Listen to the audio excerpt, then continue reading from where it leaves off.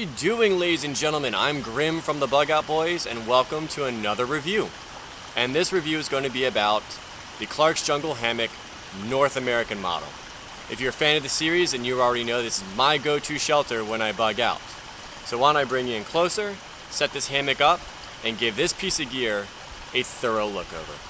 Now, as always, I'll leave a link in the description below to this particular model, so you can go to Clark's website and check out all the specific technical specs, weight limit, material, things like that. I'm also not going to talk about any positives or negatives that are particular to the whole hammock versus tent battle, because we're just going to talk about this piece of gear. And now that I have it up, let's talk about some of the positives of this hammock. First of all, it is a true four-season hammock, and it accomplishes this in a couple of ways. One is this weather shield, which acts as a windbreaker and a water repellent. So if any, sweeps of misty air get underneath your rainfly, you'll still be okay, though it is not waterproof. But what it does is that it keeps all of your body heat inside your cocoon, making your little environment warmer during those colder months.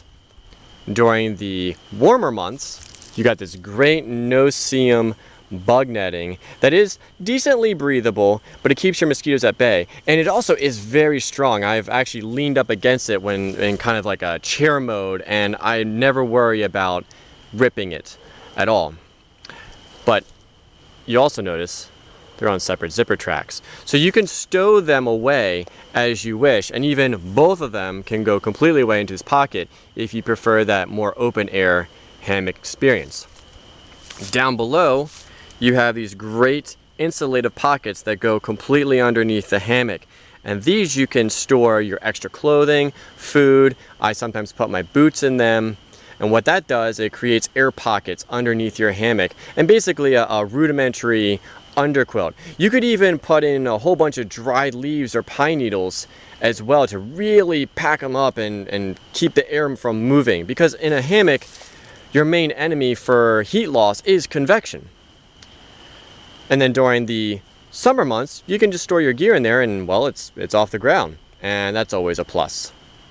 Another plus, speaking of which, is that the rainfly is attached to the hammock.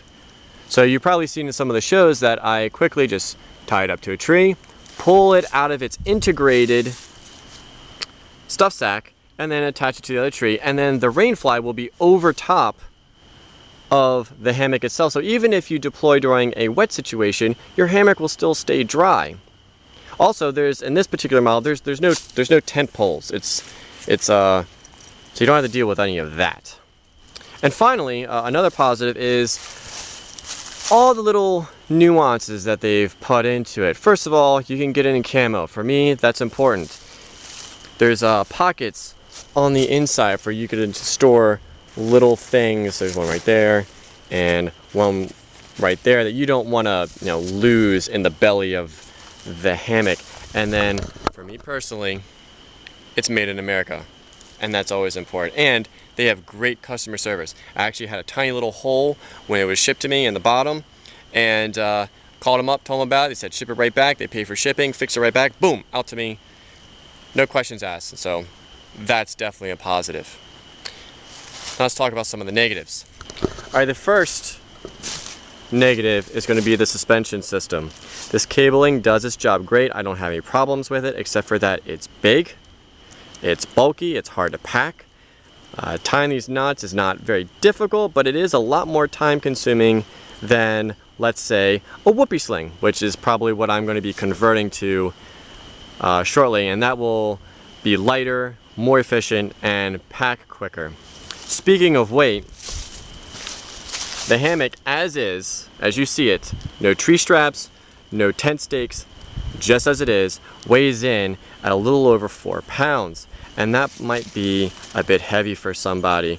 To me, I don't mind that, because I would rather take that hit of weight to have a true four-season hammock, and this is the only shelter I'm going to need when I bug out any time of the year.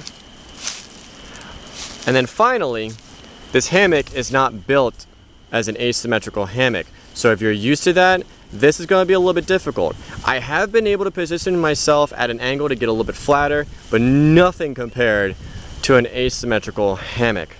And just a little bit in conjunction with that, this model, the North American, doesn't have any of the tent poles in here.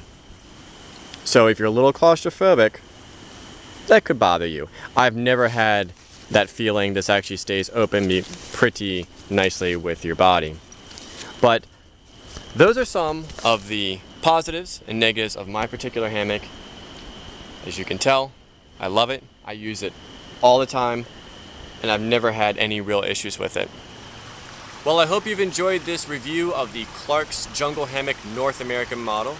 If you did, please do subscribe, because there will be more reviews, bots, Pioneer preps, and of course, Bug Out Boy episodes along the way.